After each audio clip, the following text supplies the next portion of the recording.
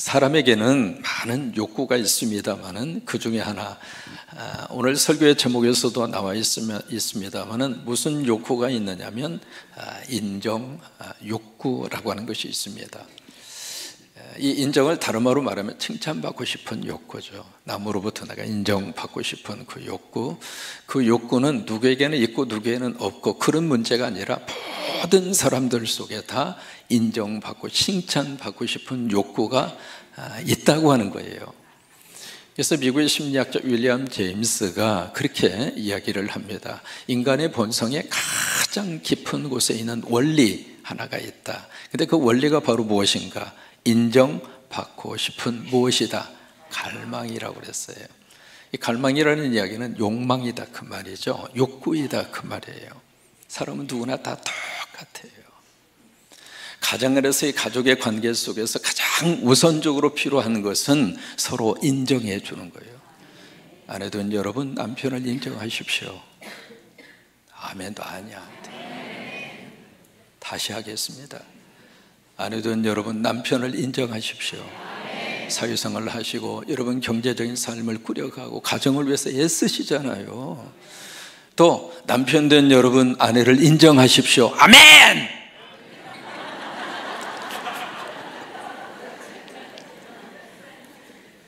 연자씨 들으라고 내가 크게 한 거예요. 연자씨는 내 마누라 이름이에요. 부모된 여러분 자녀들을 인정하십시오.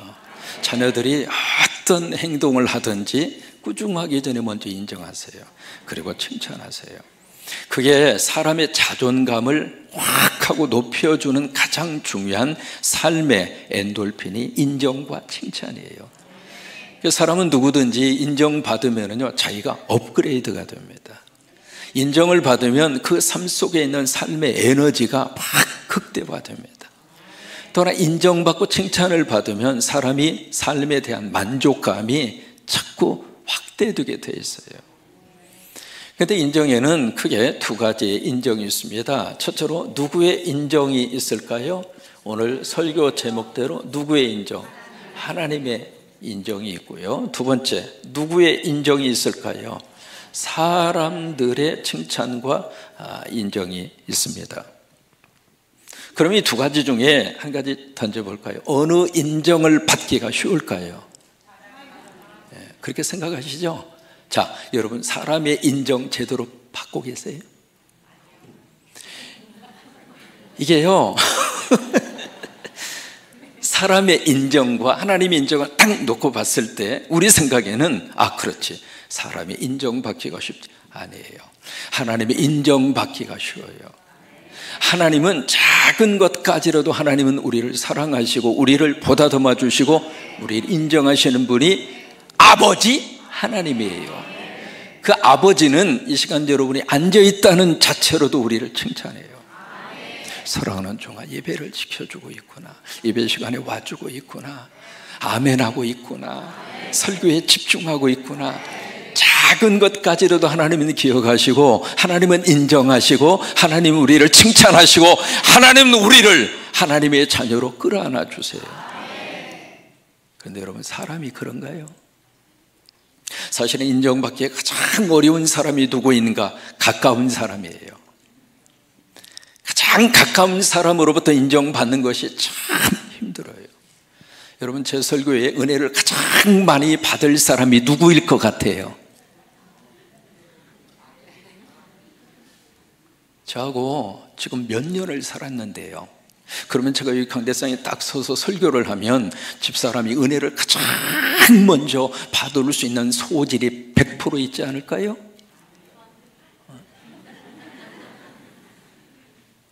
가까운 사람에게 인정받고 가까운 사람에게 격려와 칭찬받는 것이 너무너무 힘들어요.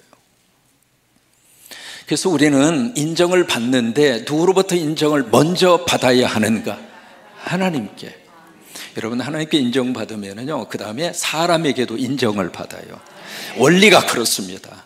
그런데 사람에게 인정을 받고 그 다음에 하나님의 인정을 받으려고 하면 그 단계와 그 과정이 너무 힘들어요. 가끔 목회하면서 우리 성도들에게 그런 질문을 던져요. 사람 눈치 보는 목사가 좋아요? 하나님 눈치 보는 목사가 좋아요? 이렇게 질문을 던지면 누구 눈치 보는 목사가 여러분 좋습니까? 대답은 그렇게 해요. 근데 자기 눈치 안 보면 막 목사가 그럴 수 있느냐고, 어떻게 나한테 그렇게 할 수 있느냐고 삐치는 사람이 여기는 없는데 가끔 있어요. 왜 그럴까요? 자기 눈치 안 본다고. 그러니까 우리가 사람의 눈치를 보기 시작하면, 우리가 사람의 인정을 받으려고 계속 노력을 하면, 노력하는 것만큼 그 인정이 충족되지 않았을 때 우리는 낙심해요. 그것이 심각한 단계로 들어가면 우울증에 빠져요. 결국 우울증에 빠져서 극단적인 선택을 하는 요인이 무엇일까? 인정 문제입니다. 근데 우리가 하나님의 인정을 받는 이 단계 속에 딱 서 있으면은요, 사람이 인정하든지 안 하든지 결국 하나님의 인정을 받으면 영적으로 뭐가 생기는가? 영적 자존감이 올라갑니다. 하나님의 인정을 받으면 당당하게 삽니다. 하나님의 인정을 받으면 신나게 삽니다. 하나님의 인정을 사면 멋지게 삽니다. 하나님의 인정을 받으면 잘났던 못났던 어깨 펴고 하나님의 사람으로 삽니다. 오늘 여러분 가운데 그런 은혜가 임하기를 주의 이름으로 축원합니다. 오늘 17절 말씀에 여러분 성경 한번 펼쳐보실래요? 본문의 말씀이 어떻게 시작이 되는가? 17절 같이 읽겠습니다. 시작. 유대인이라 불리는 하나님을 절하며. 우리말 번역에는 이렇게 되어 있어요. 영어 번역을 좀 아시는 분은 어떻게 시작하냐면 당신, 그렇게 시작해요. 인칭 대명사로 너라고 하는 단어를 앞에다 탁 놓고 그 다음부터 가정법으로 시작합니다. if라고 하는 단어로 4번 나옵니다. 무슨 얘기냐면 너는 넌데 그 너가 바로 누구인가? 저처럼 유대인이라고 불리우는 바로 너, 그 이야기예요. 그래서 이제 가정법으로 if라고 하는 단어로 쭉 그렇게 말씀이 4번에 걸쳐서 시작을 하는데, 바로 유대인을 불리우는 너, 그러면 그 유대인은 누구인가? 혈통적으로 이스라엘과 히브리 사람, 그 사람들을 지칭하는 것으로 끝나는 것이 아니라 이 유대인들은 구체적으로 누구인가? 예수 믿는 우리입니다. 왜요? 우리는 영적으로 유대인이에요. 왜냐하면 믿음의 조상 아브라함의 후손입니다. 그래서 우리를 성경에서는 영적으로 우리를 뭐라고 부르는가? 유대인이라 불러요. 그러니까 여기서 유대인이라 불리우는 너는 구체적으로 누구냐면 저와 여러분이에요. 예수 믿는 크리스찬들입니다. 그러니까 기존 성도들에게 오늘 이 말씀은 오늘 예수 믿고 신앙생활을 하고 있는 우리에게 주신 말씀이에요. 그렇게 딱 지칭을 하면서 17절 말씀 계속 이어져 갑니다. 처음부터 한번 읽겠습니다. 유대인이라 불리는 내가 율법을 의지하며 하나님을 자랑하며 율법의 교훈을 받아 계속 읽습니다. 하나님의 뜻을 알고 지극히 선한 것을 분간하며 맹인의 길을 인도하는 자요 어둠이 있는 자의 빛이요 율법에 있는 지식과 진리의 복음을 가진 자로서 어리석은 자의 교사요 어린아이의 선생이라고. 그 다음이 중요합니다. 어떻게 믿어요? 스스로. 남이 그렇게 인정을 해주는 거예요? 아니면 자기 자신만 그렇게 인정하는 거예요? 자기만 그렇게 인정해요. 하나님이 인정해 주신 것도 아니고 남이 그렇다고 지금 인정하고 칭찬하는 것도 아니에요. 자기만 그런 어떤 착각 속에 딱 빠져 있는 거예요. 그런 속에 빠져 있는 이 사람들에게 자 21절입니다. 뭐라고 말씀을 하시는가? 그렇다면, 앞에서 if라고 그랬잖아요. 이렇다면 그 이야기예요. 그게 스스로 그렇게 믿고 있다면, 그 다음에 20절 말씀에 그러면 계속 같이 한번 읽겠습니다. 다른 사람을 가르치는 내가 내 자신은 가르치지 아니하느냐? 도둑질하지 말라 선포하는 네가 도둑질하느냐? 간음하지 말라 말하는 내가 간음하느냐? 우상을 가증 여기는 내가 신전 물건을 도둑질하느냐? 여기 지금 질문이 계속 나옵니다. 여러분, 이 질문은 답을 듣기 위한 질문이에요? 아니면 질책성 질문이에요? 질책성 질문이에요. 그렇게 잘 알고 있으면서 지금 너희들의 삶이 뭐냐고요. 오늘 우리가 이 말씀 앞에 한번 깊이 설교자로 서고 있는 저도 마찬가지입니다. 끊임없이 성도들에게 설교를 해야 하고 끊임없이 성도들에게 말씀을 가르쳐야 하는, 그걸 가지고 일생을 살아야 하는 저의 입장으로서는 이 하나님의 말씀이 저에게 하나님의 말씀으로 다시 한번 가슴에 꽂힌 거예요. 넌 어떻게 살고 있느냐? 지금 유대인을 불리우는 그들에게 하나님은 그렇게 많이 알고 있다며, 아니 가르칠 정도의 지식을 가지고 있다며, 그러면 너 지금 어떻게 살아? 그 이야기예요. 제가 설교하기 이 강단에 올라올 때마다 저는 두 가지의 기도를 합니다. 첫째, 성령님 함께 해주세요. 설교가 설교되기 위해서는 성령의 역사 없이는 안 됩니다. 그냥 인간의 언어로 끝날 뿐입니다. 설교가 설교되기 위해서는 인간의 말이 하나님의 말씀으로 역사하기 위해서는 성령의 도우심이 강력하게 필요합니다. 성령님, 이 말씀 듣는 분들의 영혼 속에 하나님의 말씀으로 들리게 하옵소서. 성령님, 이 설교 듣고 복받게 하옵소서. 성령님, 이 설교를 통해서 가정의 변화가 일어나게 하옵소서. 성령님, 이 설교를 통해서 기적을 허락하여 주옵소서. 병마가 떠나가게 하시고 악한 영이 떠나가게 하시고 가정의 문제가 해결 안 받게 하시고 인생 자체가 말씀 안에서 새로워지게 하옵소서. 제 능력입니까? 성령님 도와주시지 않으면 안 됩니다. 올라올 때마다 기도합니다. 성령님 함께 가시죠. 두 번째, 이 설교를 들어야 할 대상이 누구인가? 저녁에 목회할 시절에는요, 저는 설교 드려야 할 대상으로 생각을 안 했어요. 가장 교인들 보고 막 이렇게 예수 믿어야 한다고, 하나님 말씀에 있지 않느냐고, 왜 그 정도밖에 못하느냐고 막 그러면서 나는 설교를 드려야 할 대상에서 항상 요리를 시켰어요. 근데 언제부턴가 이 설교를 드려야 할 1차적인 청종은 바로 너다, 나다 라고 하는 생각을 다시 한번 깨닫게 됐어요. 그 다음부터 이 설교가 말이죠, 제 가슴을 향한 설교로 자꾸 하게 돼요. 여러분들을 향한 설교라기보다는 저 자신을 향한 설교로 설교의 대상이 바뀌어지더라고요. 오늘 여기 하나님께서 지금 성도된 우리들에게, 우리 크리스찬으로 살고 있는 우리 교인들에게 설교를 듣고 하나님의 말씀을 듣는데 그것을 우리가 아멘 하고 끝날 것이 아니라 그 말씀이 내 속에 부딪혀오는 하나님의 말씀이 있다면 그 말씀을 붙잡고 우리 삶의 자리에서 한번 살아보기 위해서 한번 몸부림쳐 보자 이 말이에요. 물론 처음부터 누가 그렇게 잘 될 수 있겠습니까? 잘 안 되죠. 하나님이 그걸 알아요. 막 열심히 살려고 하는데 안 된다고 하는 그 모습을 누가 가장 먼저 알고 계시는가? 하나님이 아세요. 그런데 그 하려고 하는 그 모습이 하나님께서는 너무나 칭찬하고 싶은 거예요. 하나님은 그것을 인정하고 싶은 거예요. 여러분, 갓난 아이들이 일어서게 할 때 처음에 뒤죽게 하잖아요. 그 다음에 어떻게 해요? 팍팍 키잖아요. 그 다음에 물건이 있으면 그 자꾸 막 일어나잖아요. 그리고 나서 이 아이가 펄떡 일어나서 100m 달리더라고. 그래요? 아이가요, 한 번 일어서려면 수백 번, 수천 번 넘어졌다 일어났다 넘어졌다 일어났다. 그러면 아이가 한 번 더 넘어진 다음에 내 인생은 걷는 건 없어, 내 사전엔 걷는 거란 없다, 그리고 그대로 가만히 있습니까? 다시 또 시도하고 다시 또 시도하고. 근데 그것을 부모가 옆에서 보면서 뭐라고 그래요? 아이고 우리 새끼, 아이고 우리 새끼, 그렇구나 그렇구나 그러면서 막 부모가 그 자녀가 하고 있는 그것을 너무 행복해하고 너무 자랑스럽게 여기는 것처럼 하나님이 지금 우리들에게서 그것을 원하시는 거예요. 말씀대로 살리기 위해서 가정에서 한번 몸부림을 치고 넘어졌다고도 다시 한번 하나님 앞에서 하나님 다시 한번 말씀으로 살게요.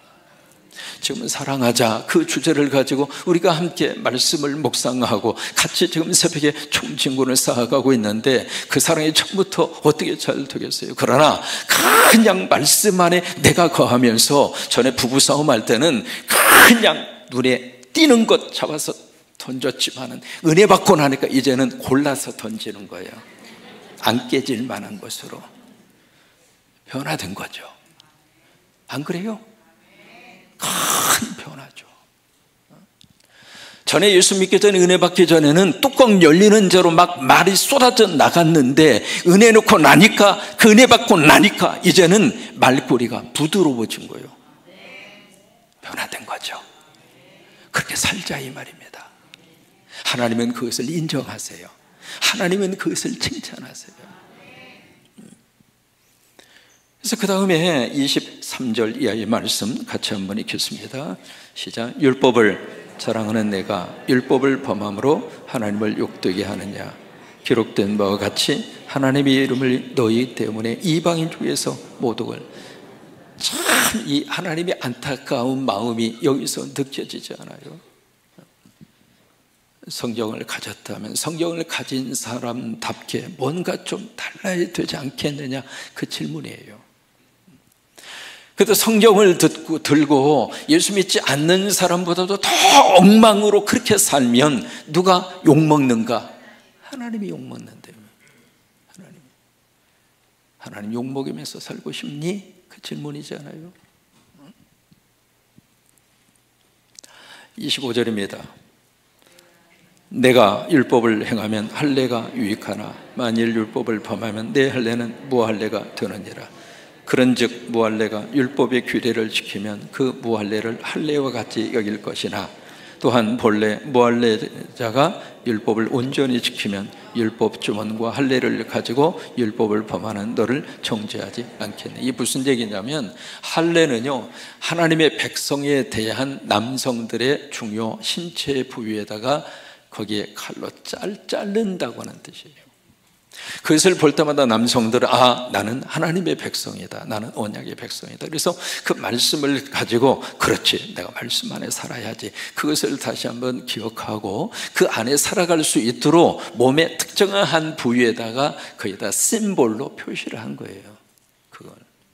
근데 그걸 했느냐 안 했느냐, 참 그것도 중요하죠. 이 할례가 오늘 우리들에게 있어서는 세례입니다. 예수님이 세례를 받으셨으니까 이번 부활주일에 꼭 세례 받으세요. 안 받으신 분들은 내가 자격이 돼야 받지요. 그 자격은 하나님께서 다 알아서 하세요. 그러니까 그 자격 가지고 자꾸 이야기하지 마시고, 내가 예수 믿으면 세례 받을 자격이 돼요. 아멘이죠? 그러니까 준비가 안 돼서 못 받겠습니다 그러지 마시고 이번 부활주일날 꼭 세례 받으세요. 예수님도 받으셨으니까. 그래서 내가 세례를 받느냐, 할례를 했느냐 안 했느냐, 이것도 참 중요합니다만은, 그것과 더불어서 하나님이 우리에게 원하시는 것은 하나님께서 주신 말씀 가지고 한번 내 삶의 자리를 살아보자 이거예요.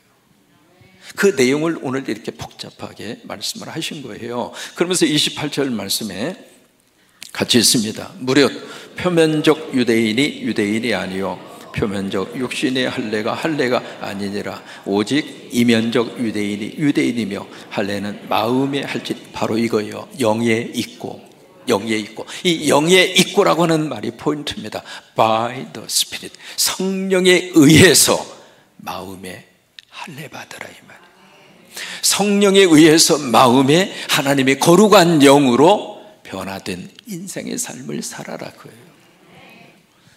사람이 달라지는 것은 사람에 의해서 달라질 수 있는 가능성이 그렇게 많지 않아요. 근데 좀 신기한 것은 예수 믿으면 사람이 달라지더라고요. 예배 드리면서 사람이 달라지더라고요. 직분을 받으면서 사람이 달라지더라고요. 왜 그럴까요? 성령이 함께하니까. 성령이 내 안에 오셔서 내 삶을 조절해 주시니까. 그래서 우리가 믿음 안에 있으면은 내가 내 삶을 내가 계획하고 나에 의해서 내 삶을 다듬어가고 고쳐가는 것이 아니라, 그것은 참 어렵지만은 믿음 안에 들어와 있으면 성령이 나에게 오셔서 성령이 나를 다듬으시고 성령이 나를 채워가시고 성령이 나를 보다듬어 가셔서 하나님의 사람으로 누가 만들어 가시는가? 성령이 만들어요. 그래서 여러분 교회 안에만 계시면 돼요. 예수님 안에만 계시면 돼요. 잘 믿고 못 믿고 우리 판단할 영역이 아닙니다. 그래서 여기에 표면적, 이면적이라고 하는 단어가 참 어려운 단어입니다만은 겉으로 어떤 모양과 형식, 그것도 참 중요하지만은 이면적, 다시 말해서 속사람, 다시 말해서 그 형식과 그릇에 담겨지는 내용이라 이 말이에요. 내용. 그것을 무엇으로 채우는가? 영으로, 그 말이에요. 그래서 여기 29절 말씀에 어디에 있느냐면 영에 있고, 그 말이에요. 성령에게 있다 이 말이에요. 성령에 의해서 우리가 하나님의 거룩한 사람으로 살아가도록 성령께서 우리의 삶의 자리에 오셔서 우리를 하나님의 거룩한 구원받은 백성으로 우리의 자리를 이끌어 가신다 이 말이에요. 그러면서 29절 처음부터 읽겠습니다. 29절 시작. 오직 이면적 유대인이 유대인이며 할례는 마음에 할지니 영에 있고 율법 주문에 있지 아니한 것이라. 그 다음에 중요합니다. 그 칭찬이라고 하는 말이 인정이에요. 그 인정. 그 인정이 누구에게서가 아니에요. 사람에게서가 아니라 다만 누구에게서? 하나님에게서니라. 이게 하나님의 인정입니다.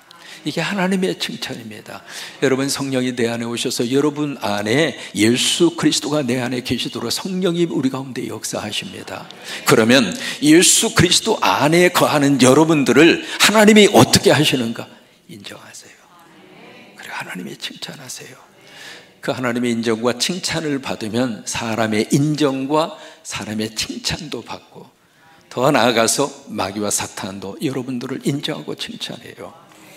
크리스찬이라고 하는 말을 영어로 그렇게 표현합니다. 영어로 크리스찬이라고 하는 말을 이렇게 씁니다. 크리스찬. 근데 이 크리스찬이라고 하는 이 단어 속에서 이 앞에 여기를 딱 이렇게 자르면 무슨 말이 되냐면 크라이스트라고 하는 말입니다. 이게 이제 그리스도라고 하는 뜻이에요. 크라이스트, 그리스도. 이 그리스도라고 하는 이 단어를 만약에 생략을 하잖아요. 없앴다고 가정을 해보세요. 그러면 무슨 단어가 남느냐면 IAN이 남아요. 그러면 그리스도가 없으면 뭐가 되는가? IAN. 이 단어의 뜻은 I는 I, 나라고 하는 뜻이죠. M, 뭐뭐이다. N이라고 하는 뜻은 nothing이라고 하는 말이에요. 그리스도가 내 삶 속에서 빠지면 I am nothing. 내가 아무것도 아니라 이 말이에요. 이것을 우리가 숫자 개념으로 들어가서 한번 살펴보시면 앞에 뭐 어떤 숫자를 갖다 놓든지 간에 앞에다가 숫자를 놓고 뒤에다가 이제 공을 계속 이렇게 칠 수 있습니다. 여러분, 공이 많을수록 숫자는 어떻게 될까요? 늘어나죠. 천문학적인 숫자로 늘어나지 않겠어요? 공이 하나 있고 없고에 따라서. 우리는 여기를 참 중시합니다만은 만약에 앞에 있는 일자가 빠지면 뒤에 있는 공이라고 하는 숫자의 의미가 살아납니까? 사라집니까? 아무 의미 없습니다. 중요한 것은 앞에 있는 숫자예요. 그런 것처럼 우리 인생도 크라이스트라고 하는 그리스도가 내 인생에서 빠지면 I am nothing. 아무것도 아니에요. 여러분 속에 그리스도가 있을 때 하나님이 여러분들을 인정하십니다. 여러분 안에 예수가 있을 때 하나님이 여러분들을 칭찬합니다. 그래요. 존귀하신 예수. 그 예수 안에서 이 한 주간도 하나님의 인정을 받으시고 하나님의 칭찬을 받으셔서 영원히 잘 되시기 바랍니다. 범사가 잘 되시기 바랍니다. 강건하시기를 바랍니다. 그 은혜가 넘치기를 주의 이름으로 축원합니다.